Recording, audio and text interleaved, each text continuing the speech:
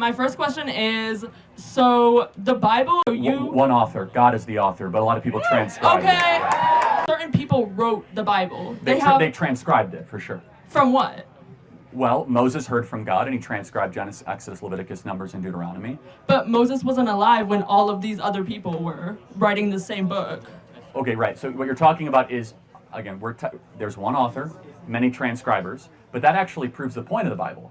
Because if there was only one person that wrote it, then it might have been just kind of one person's opinion. Instead, you have Solomon, who wrote Proverbs and Ecclesiastes, King David, who wrote Psalms, and then you have Matthew, Mark, Luke, and John, and then you have Paul, who wrote 1st and 2nd Corinthians, Romans, and 1st and 2nd Timothy, Titus, and Jude.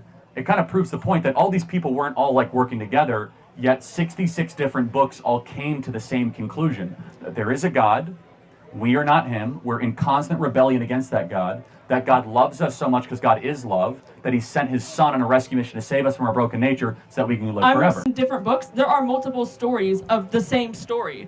And all of these writers... Like what? You mean like the birth of Jesus? Yes. But they're not contradictory. That's actually what proves They the are point. Contradictory. How is the birth of Jesus?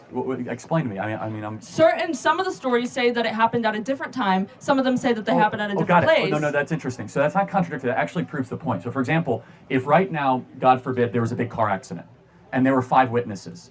Someone would say, well, I think he was wearing a yellow shirt, and someone would say, well, I think it was like a yellowish red shirt, and someone would say, I think the car was red, and then what the fact gatherer does is they'll see a pattern between that, because even when you have a lot of eyewitnesses, not everyone's eyewitness will be exactly the same, but everyone will agree, oh, there was a car accident.